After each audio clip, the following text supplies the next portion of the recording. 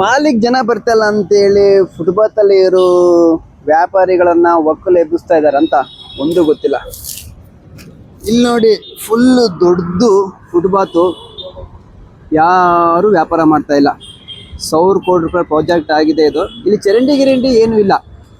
ಚರಂಡಿ ನೋಡಬೇಕು ಅಂತ ಹೇಳಿದ್ರೆ 5 ಅಡಿ ಆಳದ ಒಳಗಡೆ ಇದೆ.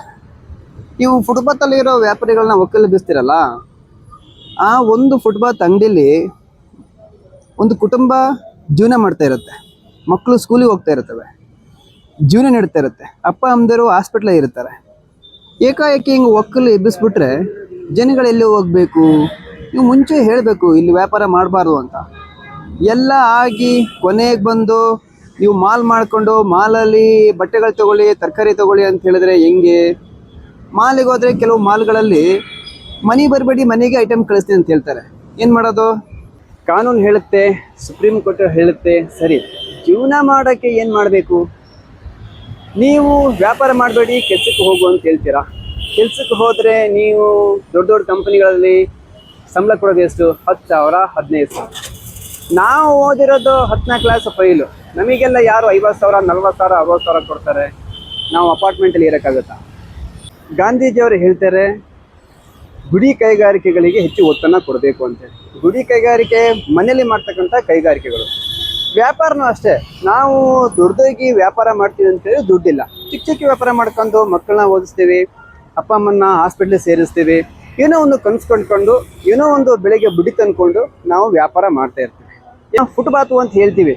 ಫುಟ್ಪಾತನ್ನ ಕೆಲವರು ಸ್ವಂತ ಆಸ್ತಿ, ಅಪ್ಪನ ಆಸ್ತಿ ಅನ್ನಂಗೆ ಅಲ್ಲಿ ಅಂಗಡಿ ಹಾಕೋಬಿಟ್ಟು ಅಂಗಡಿಗೆ 30,000, 40,000, 50,000 ಬಾಡಿಗೆ ತೆಗೋತಾ ಇರ್ತಾರೆ. ಅವರು ನಿಜವಾದ ಓನರ್ ಆಗಿರಲ್ಲ, ಬೇರೆ ಯಾರೋ ಓನರ್ಗಳಾಗಿರ್ತಾರೆ. ಇವರು ಅಲ್ಲಿ ಹೋಗಿ ತಿಂಗಳಿಗೆ 20,000, 30,000, 40,000 ಬಾಡಿಗೆ ತಗೋತಾ ಇರ್ತೀರ. ತಪ್ಪಲ್ವಾ? ಚಿಕ್ಕ ಪುಟ್ಟ ರಸ್ತೆಗಳಲ್ಲಿ ನೀವು ವ್ಯಾಪಾರ ಮಾಡ್ತಾ ಇರ್ತೀರ, ಜನಗಳಿಗೆ ದಾರಿನೇ ಬಿಡ್ತಾ ಇರಲ್ಲ. ಅಲ್ಲಿ ನೀವು 10 ರೂಪಾಯಿಗೊಂದು, 10 ರೂಪಾಯಿಗೊಂದು, 10 ರೂಪಾಯಿಗೊಂದು ಅಂತೇಳಿ ನೀವು ಚಪ್ಪಳೆ ಪಡ್ಕೊಂಡು ವ್ಯಾಪಾರ ಮಾಡ್ತಾ ಇರ್ತೀರ. ಜನಗಳೆಲ್ಲಿ ಹೋಗ್ಬೇಕು? ರೋಡಲ್ಲಿ ಹೋಗ್ತಾ ಇದ್ರೆ ಹೆಂಗಸರು, ಮಕ್ಕಳು, ಹಿಂದ್ಗಡೆ ಬಂದಂಥ ಬೈಕ್ಗಳು, ಆಟೋಗಳು ಮತ್ತು ಬಸ್ಗಳು ಬಂದು ಡ್ಯಾಶ್ ಮಾಡ್ತವೆ. ಆಗ ತಪ್ಪು ಅನ್ಸಲ್ವಾ? ಈಗ ಏನೋ ಸರಿ ಒಕ್ಕಲೆ ಬೀಸ್ತಾ ಇದ್ದಾರೆ, ಮತ್ತು ಜೀವನ ಮಾಡೋದು ಹಿಂಗೆ ಅಂತ ಸುಮಾರು ನಿಮಗೆ ಪ್ರಶ್ನೆಗಳು ಮೂಡುತ್ತೆ. ಬ್ಯಾಂಗ್ಳೂರು ಪ್ಲ್ಯಾಂಡ್ ಸಿಟಿ ಅಲ್ಲ. ಇಲ್ಲಿ ನೋಡಿ ಫುಟ್ಪಾತ್ ಹೇಗಿದೆ ಅಂತ. ಒಂದು ಫುಟ್ಪಾತಲ್ಲಿ 10 ಅಡಿ ಅಗಲ ಇದೆ, ಇಲ್ಲೂ ಅಷ್ಟೇ 10 ಅಡಿ ಅಗಲ ಇದೆ. ಇಂಥ ದೊಡ್ಡ ರೋಡ್ ಇದ್ದರೆ ಇಂಥ ರೋಡಲ್ಲಿ ನಾವು ವ್ಯಾಪಾರ ಮಾಡೋದು ತಪ್ಪು. ಬ್ಯಾಂಗ್ಳೂರು ಮೊದಲೇ ಪ್ಲ್ಯಾಂಡ್ ಸಿಟಿ ಅಲ್ಲ. ಅಂಥದ್ರಲ್ಲಿ ನಾವೇನೋ ಚಿಕ್ಕ ಪುಟ್ಟ ವ್ಯಾಪಾರ ಮಾಡ್ತಾ ಇರ್ತೀವಿ. ತಿರುಗಾಡೋಕ್ಕೆ ಜಾಗ ಇಲ್ದಂಗೆ ನಾವೇನಾದ್ರು ವ್ಯಾಪಾರ ಮಾಡ್ತಿದ್ರೆ ಸರಿ. ತಿರುಗಾಡೋಕ್ಕೆ ಜಾಗ ಇದ್ದು ಎಲ್ಲ ಇದ್ದು ನಾವು ನಿಜವಾಗ್ಲೂ ವ್ಯಾಪಾರಗಾರ ಆಗಿದ್ದು ನಮಗೆ ಯಾಕೆ ಅವಕಾಶ ಮಾಡಿಕೊಡ್ಬಾರ್ದು? ಕೆಲವು ಅಧಿಕಾರಿಗಳು ಏನು ಹೇಳ್ತಾರೆ ಅಂತ ಹೇಳಿದ್ರೆ, ಯಾವನೋ ಒಬ್ಬ ಓನರ್ ಇರ್ತಾನೆ, ಅವನು 400, 500 ಪಾನಿಪುರಿ ಅಂಗಡಿ ಮಾಡಿರ್ತಾನೆ, ಅವನು ಕರ್ನಾಟಕದವನು ಅಲ್ವೇ ಅಲ್ಲ ಅಂತ. ಇದನ್ನು ಕೇಳಿ ನನಗೆ ಶಾಕಿಂಗ್ ನ್ಯೂಸ್. ಆಮೇಲೆ ಇನ್ನೂ ಯಾವನೊಬ್ಬ ಐಸ್ ಕ್ರೀಮ್ ಅಂಗಡಿ ಯಾವುದಿದು ಅಂತ ಹೇಳ್ತಾನೆ, ಅವನು 200 ಗಾಡಿ ಇಟ್ಟಿದ್ದಾನೆ, ಅವನು ನಮ್ಮ ಕರ್ನಾಟಕದ ಅಲ್ಲ ಅಂತ ಹೇಳ್ತಾನೆ.